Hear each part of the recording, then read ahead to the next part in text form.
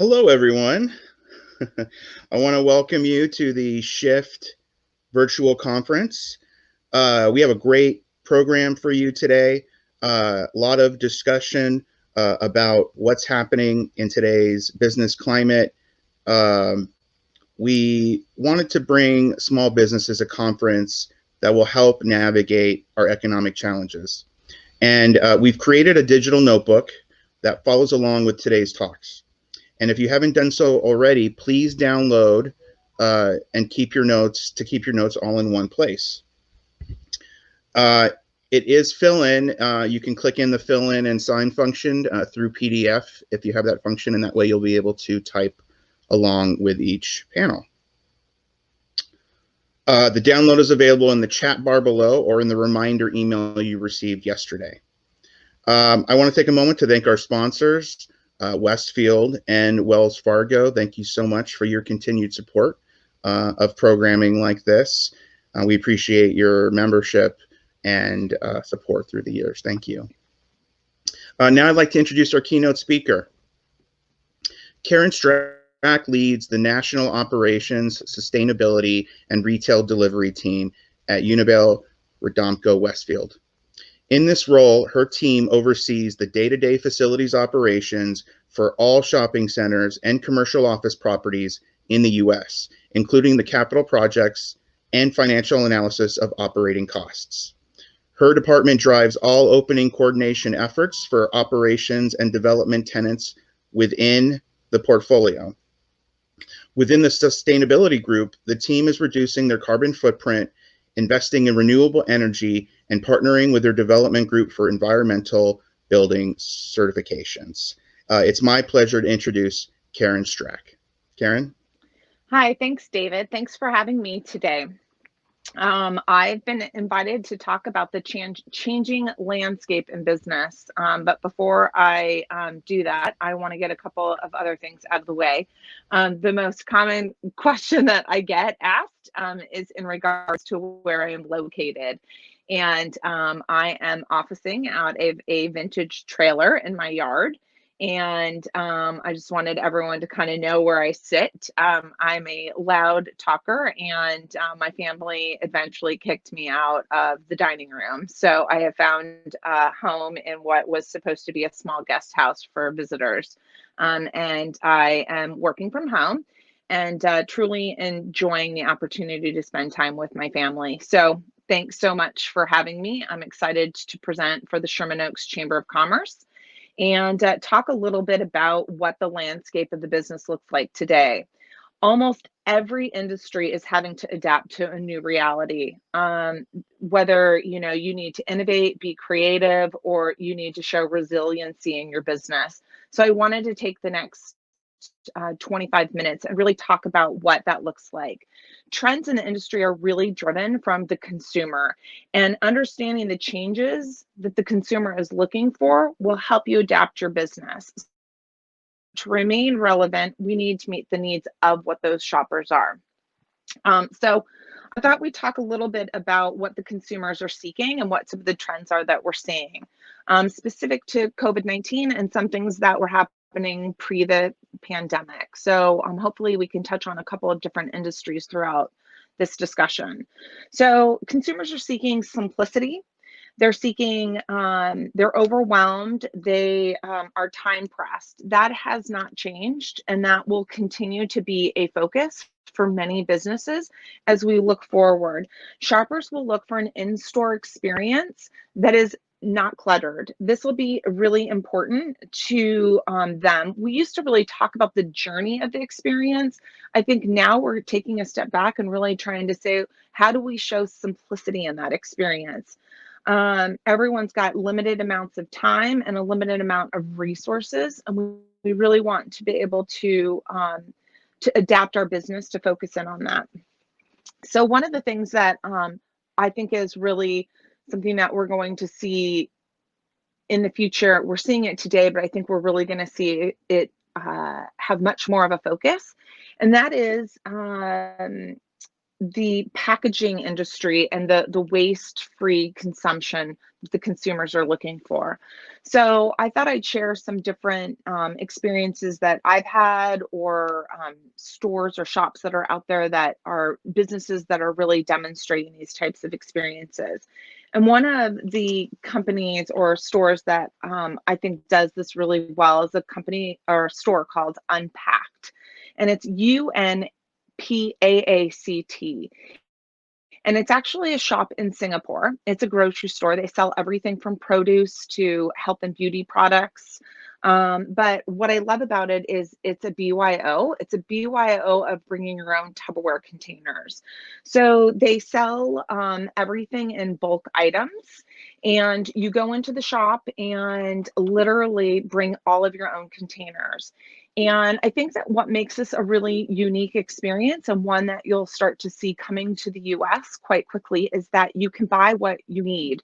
So you buy as much as you want. Everything is by weight. And when you really look at that experience, especially in the beauty industry, imagine being able to buy, test a hair product.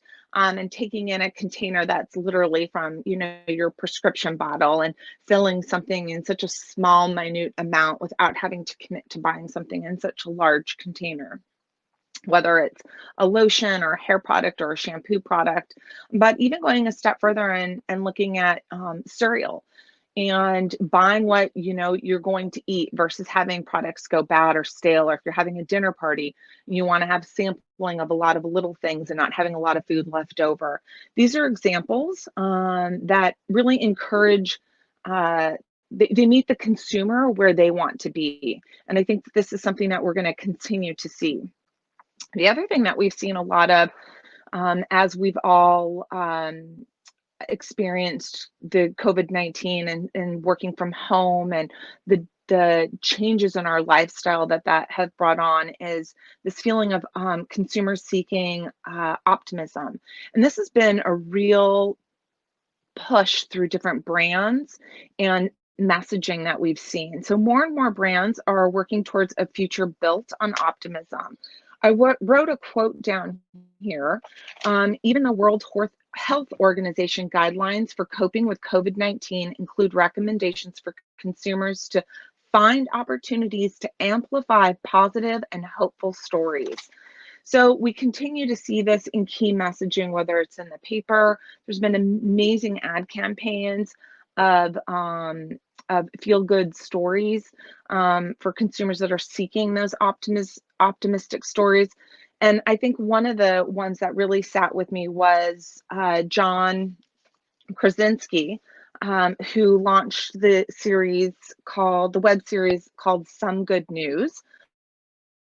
And in the 2 months that he had launched that, he had 71 million views and 2.5 million subscribers on YouTube. And this just recently sold to Viacom. So if you haven't had a chance to view this on YouTube, it'll be coming to CBS near you. But it's a great example of key messaging of people wanting to have feel-good news based upon the current pandemic that's happening. So brands are looking to expand these stories of optimism. And another example of this is Doritos launched a Doritos Valid Victorian campaign. And this they asked seniors from their graduating classes to submit graduation speeches with a chance to deliver them to listeners nationwide in their partnership with iHeartRadio.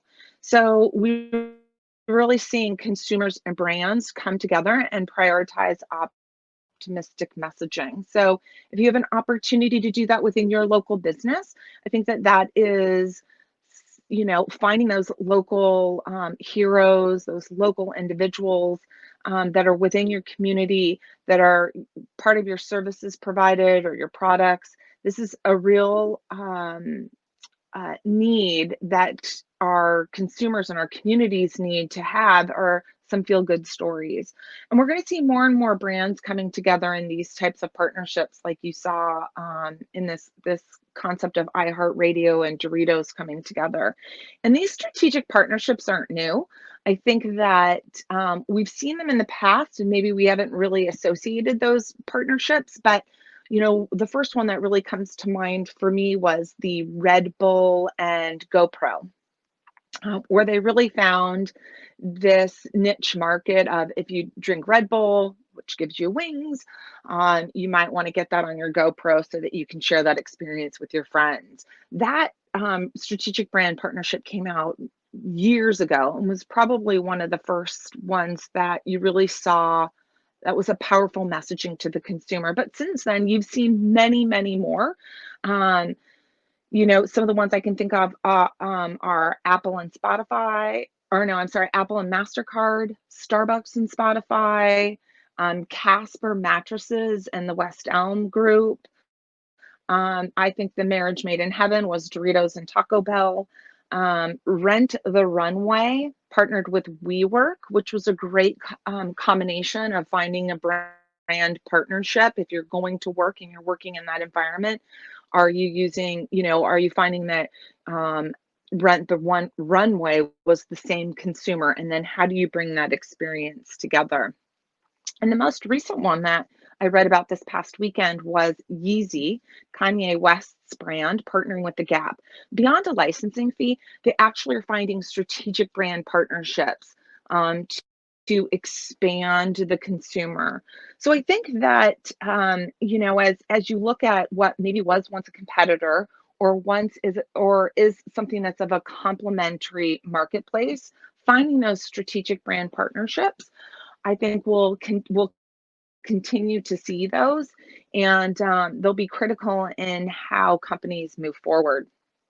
Not only are consumers looking for those partnerships because they make their life easier, but they're also looking for transparency in their products, and they want also brands that are connected to a cause. And I think that in the years past, we saw some really great companies come forward with that, and those were companies like Tom's Shoes, where they gave a pair of shoes. You have Warby Parker's out there that's doing something extremely similar. And I think that the consumer is looking for more and more of that. And so I wanted to highlight a couple of just brands that are out there that are showcasing this and doing it well. People Tree, which has a core mission in every product to make the highest ethical and environmental standards within their product. It's a really good example of showcasing where their product is made, how it is made, and bringing that forward in the story of the product. Everlane is also a company that I've been following for the last 8 years, and they have full transparency in their costs associated with the production of their products. They share the breakdown of it, the margin. They basically tell you everything within their product that's fully available to the consumer. So you're seeing more and more of this, and that goes to the lifestyle of the consumer. The consumer wants to know where their share of wallet is actually going. This is important, and they want to put their money where their money is. They want to make sure it's going to a place that's making a difference, that stands for a cause, that's having transparency in what that looks like. And not only is it in products, but I've now seen this move over into even hotels. And it's expanded into that. And the Hilton in London's Bankside is a great example of the first vegan hotel. And that doesn't mean eating vegan, it means everything in the hotel. The experience is completely sustainable. Everything about it is environmentally friendly. So consumers do pay with their wallet, and understanding how they're committed to their lifestyle is a critical piece in that. And I think that this guilt-free hotel stay really speaks to that lifestyle choice of the consumer. So as consumers are looking for transparency in their products, they're also seeking regenerative agriculture. So I'm just going to take a brief drink. During this pandemic, consumers are getting more comfortable with ordering direct from local and sustainable farms. This has been a real shakeup in the food supply chain. We've seen a lot of food supply meatpacking districts go through not only labor issues, not being able to run their equipment through the COVID-19 guidelines and what the CDC is providing from a manufacturing perspective. So you're seeing a lot more consumers reach and decide to go direct. So over the last 2 months, there's been 3 million people that have ordered a vegetable box or ordered direct from a farm for the first time ever. Crowd farming is the newest innovative platform to enable consumers to invest directly in sustainable and regenerative farms.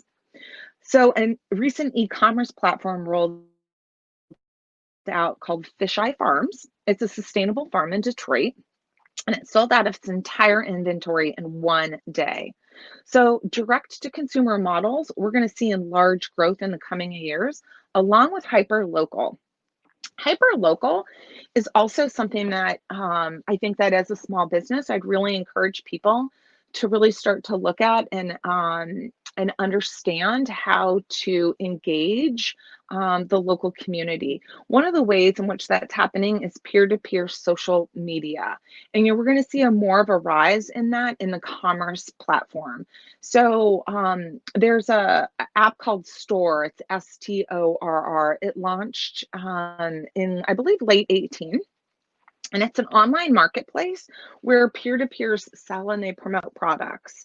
So there's about 175 brands and over 30,000 sellers. Anyone can sell through this platform, and it pays the sales commissions, or you can get a donation to the seller's charity of choice. So it's a real peer-to-peer experience. But you'll find that Adidas has gone onto that platform, and as a peer, if I opt to show you and sell you that offering, I can have the commission of that product would go towards either myself and I can earn points to it, or it can actually go to a charity of my choice. But 21% of US shoppers have made a purchase as a result of a peer social media recommendation. So friends are looking to friends to make those connections. And so when you can connect to a consumer and they can actually spread that positivity of where your product is coming from or the local experience that they've had, you'll have a better chance of gaining the additional share of that wallet and what that specifically looks like. So staying local, delivery for food or product will continue to thrive, and small businesses have a window to attract new consumers, providing specialized services or products, supporting local efforts in communities. I think we've seen this, and many haven't really made that connection. But going back to looking at those strategic partnerships, even with local restaurants, and giving profits back to local schools or art programs. I know I don't have small children, I have teenagers, but there are local restaurants in my neighborhood that consistently have an evening where all their profits go back to my local elementary school. And we make a point to eat in those restaurants on that specific night to make sure that we're supporting those local efforts. I think you're going to see local artists' works being showcased more in restaurants. I think you're going to see even elementary schools art programs on recycled uses and things like that go up for places of auction, them opening it to the general public and it not being just for the parents of the school kids. They're going to find a place in which they can broaden their audience and their scope in order to generate additional funds for their schools. We've all seen the pizza parlor that sponsored the local baseball team. These messages are hyper local and they resonate with how and where the consumer wants to spend their money, and you collecting that share of wallet is pretty critical. So consumers are going to continue to really look also for tailored experiences, especially in healthcare. I wanted to focus a little bit on healthcare. I find it one that's evolving quite quickly, and it's obviously accelerated with COVID-19. But concierge healthcare is definitely on the rise. So what was once really only offered to large to executives in large companies or to the uber wealthy. This is experience that's actually coming to many, and individuals are willing to pay for this experience. So, I think that the concierge healthcare experience goes back to my earlier comment about being conscious of the consumer's time. So when you have a concierge healthcare experience, it allows you to have all of your appointments in one day, and you're usually given a liaison that either takes you throughout the building, whether it's at a Cedars-Sinai or UCLA, a Kaiser, and they'll take you from office to office, and the doctor's specifically waiting to see you. Or in some cases, the doctor comes to you and you stay in one place. So, and all of your results are coordinated, and a comprehensive report is given to you at the end of your visit.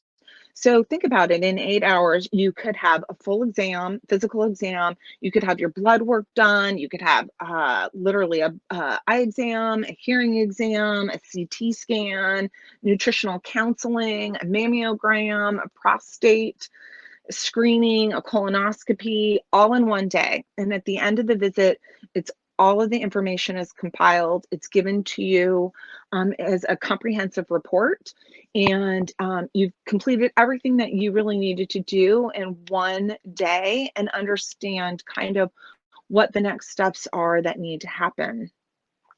This is, this is a really good example, though, of a friction point. So as a working professional trying to take multiple days off to go see doctors and so forth, my time is considered a friction point. And that friction point is what's driving people to want to pay for these concierge healthcare services. So, another friction point in the healthcare industry is the waiting room. So the doctor sees this as a friction point in their experience, and they're also paying for the waiting room. It's, when you really look at their rent structure, in some cases, a waiting room can be 50% of the actual physical square footage of the space. And when a patient is sitting there waiting and they're sick and someone's coughing on them, and the doctor's running behind schedule, technology is played into this as a use in which the patient now is putting reviews on Yelp. They're upset, they're not happy, they feel like they're getting sick from the other patients, which can be the case. And identifying that friction point for healthcare industry is pretty critical. And what that's allowing doctors to do now is say, okay, maybe I don't need to have a waiting room. Maybe what I need to do is embrace technology and text my patient when they're 5 minutes prior to their appointment, so that you can go and use that time to your advantage. You can go shopping in the mall where, it's across the street from the doctor's office. You can go to the grocery store. You can, be doing something else besides waiting in a room where you're extremely frustrated. So this eliminates the doctors paying high rents. And it allows them to actually embrace technology. And I think that with COVID-19, we've seen even more so an embracing of technology in doctors' visits. I have parents that are in their mid-80s, and they've had Zoom doctor visits that have been a great experience for them. It's actually allowed my siblings and I to participate in them, even though we're 100 miles away, and it has really elevated access to healthcare. And I think we're going to continue to see that. One of the examples that I loved was about 2 years ago.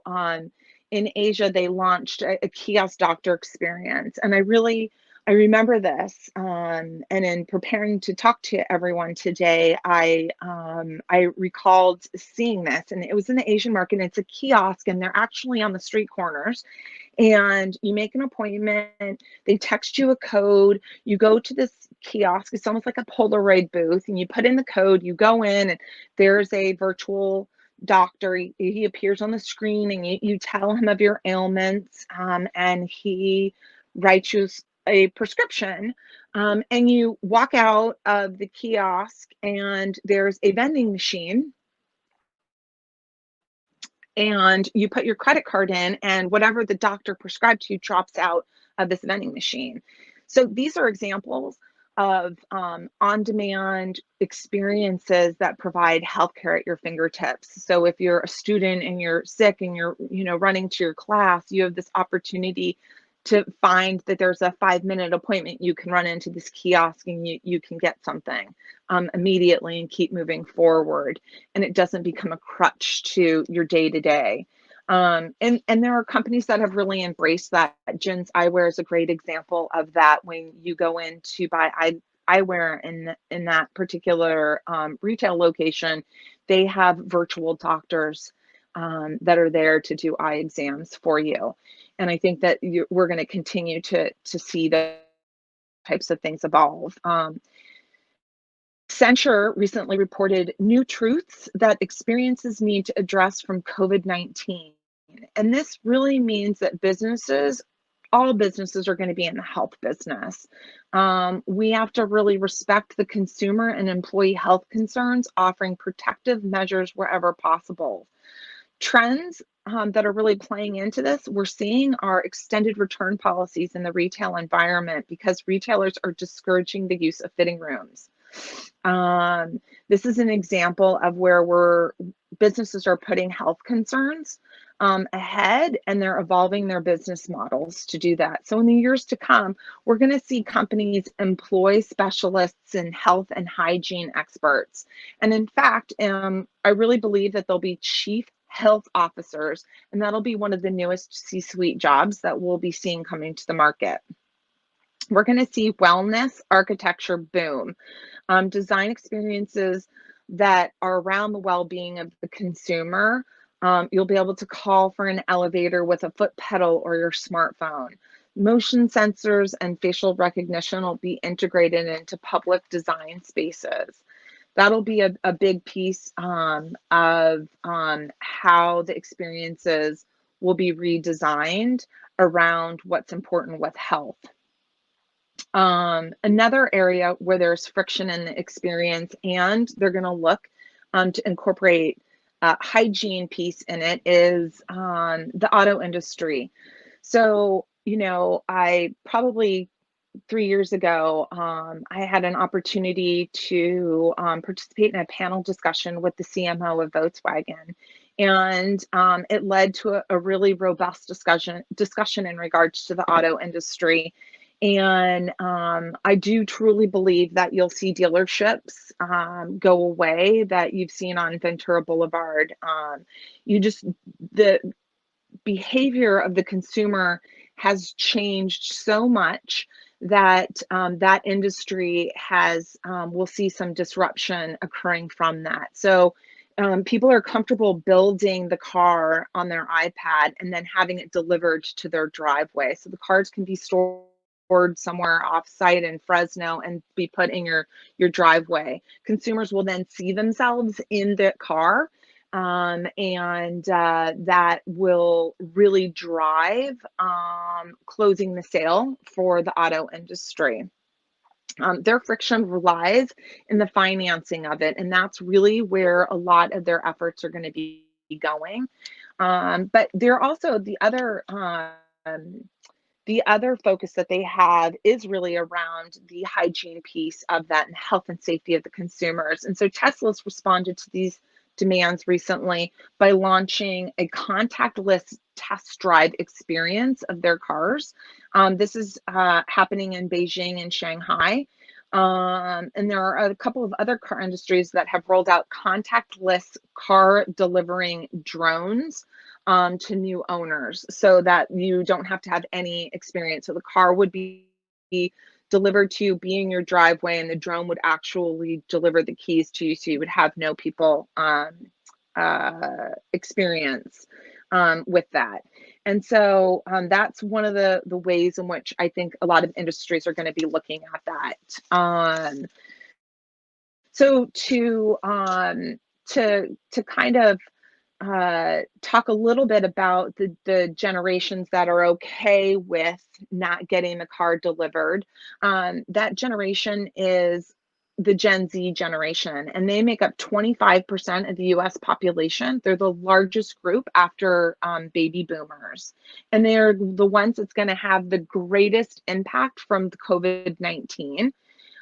So when you're looking at that, I would highly encourage you to look from your business perspective at how you're looking at the Generation Z consumer and what they're doing. 17% of them are not returning back to college, and 19% of the rising freshmen going into college have decided to take a gap year, and they're going to be seeking jobs and experiences that they really feel will be real world experiences prior to returning to college or entering college.